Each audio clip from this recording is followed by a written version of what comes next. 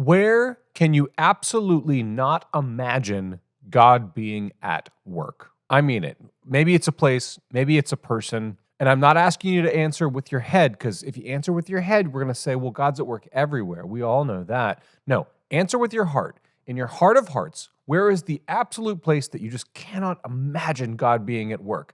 The person, the community, the location. God can't possibly be at work there, right? Wrong. God is at work in those places, and that's what we're talking about this week. Kindred UMC live show features adults discussing adult topics, occasionally with adult language. It may not be suitable for young viewers. Please use discretion before watching. Hello all! Welcome once again to the Kindred UMC pre-recorded live show, coming to you not live but pre-recorded from my front room, aka Kindred Studio A. My name is Chris Hayden. I am the pastor of Kindred UMC. I'm Ann, and I'm the treasurer for Kindred UMC. And live, I'm Preston here from co-chair number 3 from Kindred Studios A. This is Kindred Studio A. AB, brought to you live by the letter C. By Manscaped. Oh. By Manscaped. No, don't buy their things. They haven't paid us. I went Sesame Street. We are continuing our march through the book of Genesis. I call it the series, I call it The Beginning. The real one. Not that fake sciencey one. Oh. Where there was a big bang and stuff, but the real one. Just kidding. So we started with Adam and Eve, or actually we started before Adam and Eve. We've gone through Abraham, and now we're there's a lot of focus on Abraham. He turned out to be really important to the Israelites, it turns out. And so this is another story about Abraham. This is a fun one where he rents out his wife, basically. I'm trying to give careful heed to the algorithm. It doesn't like certain language. So he sex works out his wife, basically. Is this like a reciprocation for the earlier thing that Abram's wife? For the did Hagar, this as well? the slave girl Hagar. I bet it doesn't like the word slave either. You can't say anything anymore. All right. We're gonna no, it's not directly connected to that, but it is very reminiscent of a story that we kind of skipped earlier in chapter 12 because there's way too many stories. So you got to make some edits, Okay. But this is basically a repeat of a story that happens. The same thing happens essentially in Egypt several chapters ago. And this is a different version. This happens still in Egypt, technically, but in the wilderness. Did you turn off your mic? Oh, it is on. No, I just wasn't. Sorry. Okay. New technology. I like seeing the bars bounce, and they're kind of not, but kind of are. Dummies. Don't know anything. I like hammers. All right, so this is from Genesis chapter 20, verses 1 through all of it. I believe it's 17 verses. All right, they sound like this. From there, Abraham journeyed toward the region of the Negeb, which is actually Negev. It's a real-life city alive today. And settled between Kadesh and Shur. While residing in Gerar as an alien, Abraham said of his wife Sarah, "She is my sister." And King Abimelech of Gerar sent and took Sarah. But God came to Abimelech in a dream by night and said to him, "You are about to die because of the woman whom you have taken, for she is a married woman." Now Abimelech had not approached her, so he said, "Lord, will you destroy an innocent people? Did he not himself say to me, 'She is my sister'? And she herself said, 'He is my brother.' I did this in the integrity of my heart and the innocence of my hands."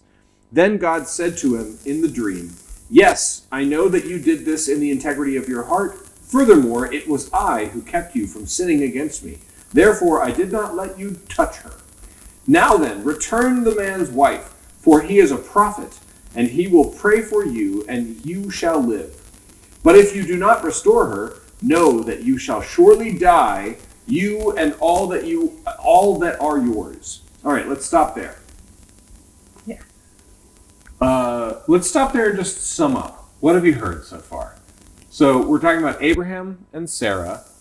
Abraham's the forefather. He's like, literally his name means father of multitudes. And Sarah is his wife. And they're in this land Gerar. And what does Abraham do in response to being in this land? Give a woman to the king, give a woman to No, the he didn't give leader. her exactly. How did he describe his wife? As his sister. Yeah. Oh, well, okay, yeah. And then he took her. Mm-hmm. So it wasn't an offering, it was taken. Yeah, it's a bit of a problematic. This is one of these cultural problematic things that we, of course, today would be like, women are people, but back then they were like, no, they're not. And so the sister was just kind of there for the taking because she wasn't married, and the king was like, hot 90-year-old sister, let me get her. Probably actually, that's fun, but probably actually what this had to do with was, it's actually a kinder gesture. She's 90 years old, she's unmarried, she has no kids, and the king is like, she can be one of my wives. This is a generous, hospitable act, actually, because women can't really be anything apart from a mother or a wife in this culture. So it's still messed up, but this is actually the king doing something kind for the alien in his land. Like, this Abraham guy comes with lots of property and lots of people with him. Obviously a wealthy person, obviously influential, and the king is like, let me take care of your sister, man. She's 90 years old, she's unmarried, she doesn't have any kids. Here, come into my home, you know? So like that's kind of what's going on there. Now, he doesn't sleep with her, but in a dream, God warns him, like, hey, that's a married woman. Like, you have a problem with me now. And so that's kind of interesting because it's unusual that the writer would depict God speaking to this foreign king, you know. Also, just as a fun little side note, Abimelech, father, and then Melech is like king, like king of, like, so he's like the father king. That's what his name means. So he's probably not a real person, or at least that's not his real name. So, anyway. Okay, so here's what's kind of crazy about the structure of the story. We're about to get into a bunch of like flashbacks that explain this stuff. Because right now we're like, wait, what? Like, when he says, she's my sister, you're kind of going like, wait, why did he do that? We haven't explained that yet. Like, why would he even be concerned about it? All those explanations are going to come later, and like there's multiple of them. Like, so this is kind of an interesting little like flashback storytelling structure that we haven't really seen yet in Genesis. So that's just a little literary interest that I have. So picking up at verse 8. So Abimelech rose early in the morning and called all his servants and told them all these things. And the men were very much afraid. Then Abimelech called Abraham and said to him, what have you done to us? How have I sinned against you, that you have brought such great guilt on me and my kingdom? You have done things to me that ought not to be done. And Abimelech said to Abraham, what were you thinking of, that you said this, or that you did this thing? Abraham said, I did it because I thought, there is no fear of God at all in this place, and they will kill me because of my wife. Spoiler alert, that's going to be the pivotal verse in this story. So I'll read it again. There is no fear of God at all in this place, and they will kill me because of my wife. Besides, she is indeed my sister, the daughter of my father, but not the daughter of my mother. And she became my wife. So, literally incest. He's married his half-sister. This is the only time in the Bible that it mentions this. It never comes up ever again, but Half incest. yeah, like it's half incest, yeah. And when God caused me to wander from my father's house, I said to her, this is the kindness you must do to me. At every place to which we come, say of me, he is my brother. Then Abimelech took sheep and oxen and male and female slaves and gave them to Abraham and restored his wife Sarah to him. Abimelech said, my land is before you, settle where it pleases you. To Sarah he said, look, I have given your brother 1,000 pieces of silver. It is your exoneration before all who are with you. You are completely vindicated. Then Abraham prayed to God, and God healed Abimelech, and also healed his wife and female slaves, so that they bore children. For the Lord had closed fast all the wombs of the house of Abimelech, because of Sarah, Abraham's wife. So again, more kind of like backflash storytelling. Wait, why are we healing him? Oh, right, I forgot to mention, because God made everyone barren. Forgot to mention that. Why is he doing this? Oh, right, forgot to mention he's scared because this is a bad place to be, and he thinks that there's a lot of like backwards kind of storytelling. And that's on purpose. It's supposed to be like fun, but it's confusing. It's a bad way to tell a story.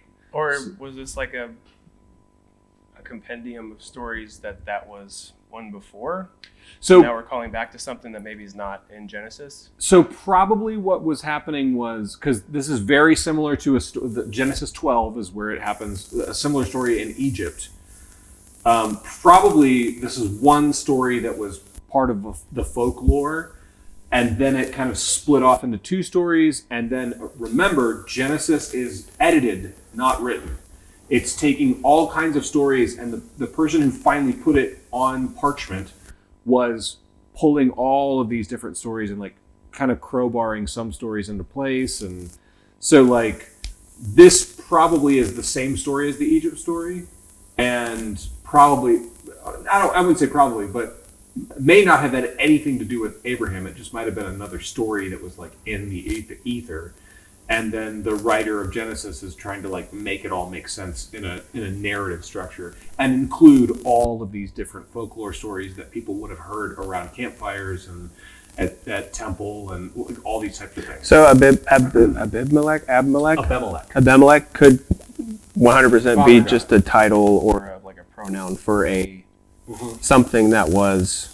Yeah, who knows? That may have just been the title for every king that was part of that city, or it may have been his name that he gave to himself. Who knows? But it almost certainly wasn't his given name at birth, you know? Like, that's just kind of the way it goes. Because names are really important in Israelite culture. Like, in ancient storytelling, you name something what they are. Father of multitudes. Father king. You know, like Sarah is royal daughter. You know, like you name them what they are in the story. Luke Skywalker. Okay. You know, like that's what you do. Darth Vader. Vader literally means father, and like I am your father. Like you name them what they are, and that's how you tell the story. And so there's some of that going on too. So what I want to talk about though is what I think the heart of the story is, which is this little verse that I read twice. Abraham lies, or not lies, he doesn't technically lie, because I guess technically she is his sister, but Abraham doesn't give the whole truth and like kind of like is a little shifty because he's afraid that God is not in this land, that these people have no fear of God, and that God is not here, and that God is not at work. And the contrast of this story, contrast is like literary structure that the writer's using to illustrate the point. Abraham has doubt and fear and doesn't believe in God. And Abimelech, of all people, this foreigner, this guy who is not an Israelite, he's the one who's receiving messages from God. And the audience would be shocked to discover that God is absolutely at work in this foreign land. And this is like a tried and true Bible tool. The most prominent example is probably Jonah. Jonah going to Nineveh. Nineveh was an Assyrian city. It's the enemy of the Israelites. And they're the ones who are like, as soon as they hear God's word, they're like, cover everyone in sackcloth and mourn and grieve and beg for repentance. We do not want to be out on the skirts of like this God. We want to be in on the in with this God. And like that's a shocking thing. And then God spares that city. This is a similar kind of thing, but it's like right up front in Genesis, you know? So like this idea that God is absolutely at work in these places is, I think, the point of this story. So what I want to ask is, like, where and when have you either have you seen God at work unexpectedly? Or the other possible question is, like, where do you find yourself going, like, it's really hard to, and I mean heart, not head, because if you ask everybody in their head where God is at work, everyone says everywhere. But, like, I mean, like, really in your heart, where do you have a hard time being like, God's not at work there? God's not at work in that situation. God's not, like, so, like, either one of those two questions. What comes up for you in response to that? I think for me, it's hard sometimes to see some of the terrible things that can happen in the world, or just things that don't necessarily go your way. Like, I know families that did everything right and they're good people and their kids have certain, Down syndrome or something, like where it just didn't go as planned, right? It didn't go perfect. And other people that probably did illicit drugs during their pregnancy and everything's sunshine and rainbows and rose-colored glasses are on. And it's like, why? It kind of goes back to some of the other stuff, right? Like, why did this person get the good stuff and you didn't? Or why is it that kid has to go hungry? I don't know if that audio is coming through. I apologize. It's the pressure cooker. Oh. It's my Instant Pot. I forgot that I set. I'm cooking beans. I apologize. But, go ahead. Like, it's hard, I think, for me to see some of that stuff and go, like, why? Again, like, what is benefiting letting this person starve or whatever the situation is? And There's a movie, I think it's from the 90s, called Twister. Yeah. And there's it's a fun movie. It's like, it's about storm chasers and so tornadoes. fun. No nightmare fuel for 3 or 4 weeks. Yeah, well, you're a scaredy cat. Oh, yeah, I was going to say. Although that is right up my alley. Like, ghosts and goblins don't scare me, but, like, real things scare Tornadoes the crap out of freak me. Yeah, and me then out. the blind Shift with the AC, and you're like, it's happening. Jessica lived in Kansas. She's like, no, we don't joke about that. Yeah. Yeah. Like, she's like, She lived in the alley. But there's a scene in that movie, Helen Hunt's character, I can't remember the character's name, but Helen Hunt delivers this speech in, like, a critical moment. Like, you don't know what it's like to see the tornado or the whatever. You don't know what it's like to see it come down the street and miss that house and come straight for your house.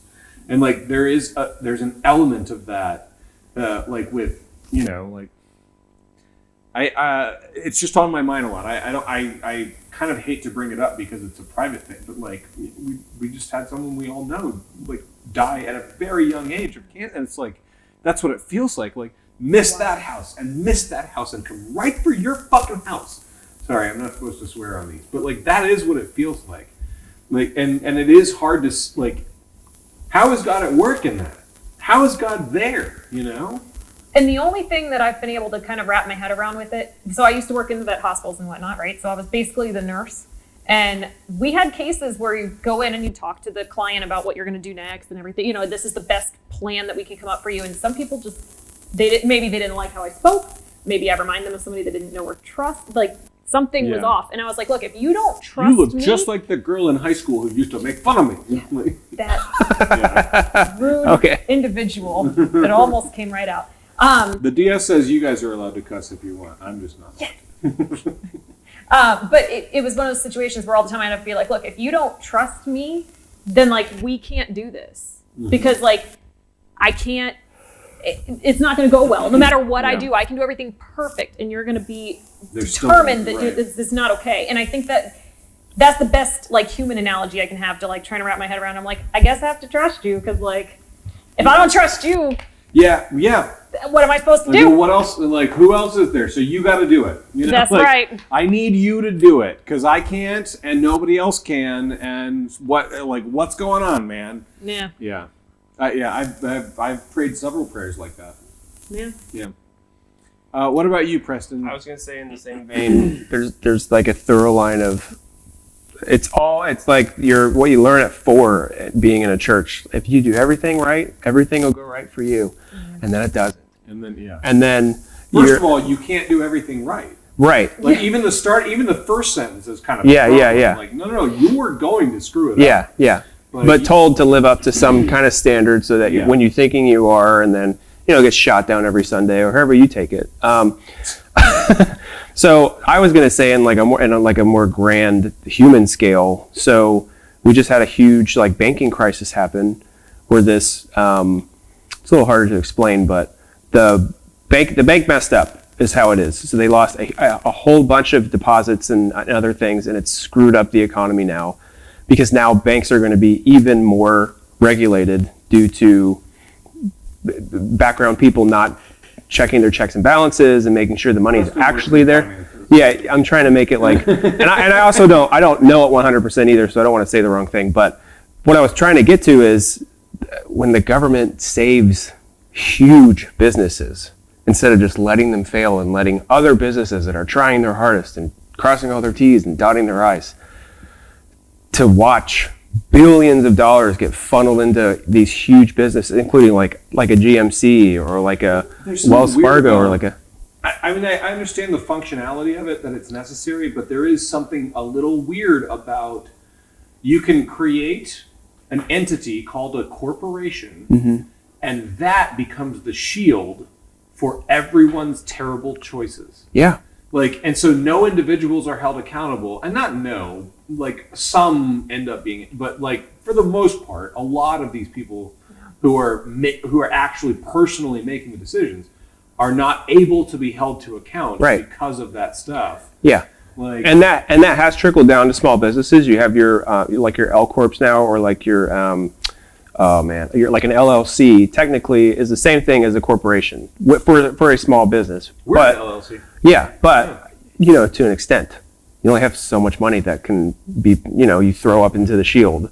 While a corporation has endless amounts of money, and once that money goes away, the government's right there to go, well, if you're not stimulated, then the economy's down, and we're going to look bad. And so everyone else will suffer. Yeah. Because the whole thing is based upon that. Yeah. And so to wrap that in, how is there a bigger hand in all of this?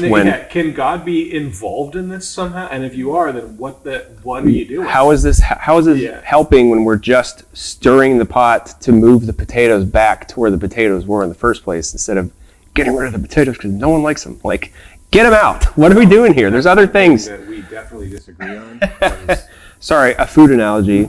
I'll use carrots instead. No one likes boiled carrots. I agree. I think they're disgusting. It's a waste of carrots. Yeah, so a similar thing. I don't have nearly as much detail as you do, but like Ukraine is another one for me. Yeah. I'm like, it's so much bigger than anything I understand. Well, any world war, I find myself going, what are you doing? Like, do something, man. Get involved. Yeah, or the whole Middle East thing, when that kind of maybe started in the 80s, and the WMDs. There's another one. Like, put your tinfoil hats on. Nothing that can be done. They may have all been planned so we could make more money in the war machine that we learned we could make in the first 2 world wars. And we learned that from the Romans, and they learned that from the Chinese, and they learned that from the whatever else in history. Podcast, but I'm with you.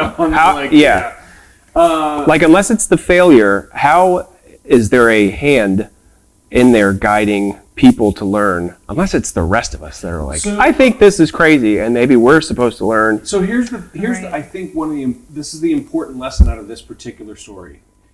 It's a total show of a story. Like, we find out that Abraham and Sarah are brother and sister.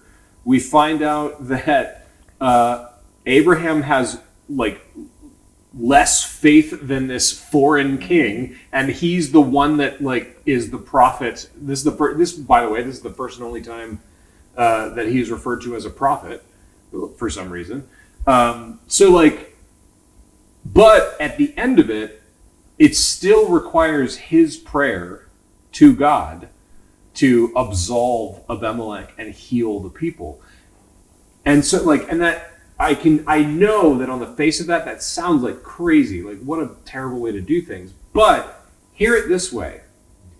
Abraham completely screws up the entire thing. But because of what God said to him, and because there are no perfect people and everyone is going to screw up the entire thing at some point, still, God is attentive to Abraham's word because God is faithful more than Abraham is.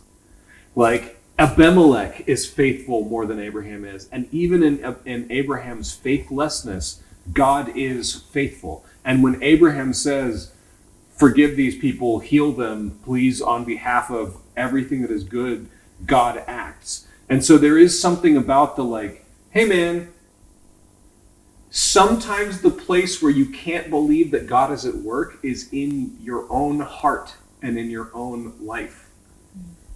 And God is. And God is faithful, and God is at work. And it's certainly going to be a mess, like this story is. It is a mess. But the point of it is that the places where you can't believe for a second that God is at work, God is absolutely at work there. So, may the Lord bless you and keep you. May the Lord make his face to shine upon you and be gracious unto you. May the Lord lift up his countenance upon you and give you peace. Amen.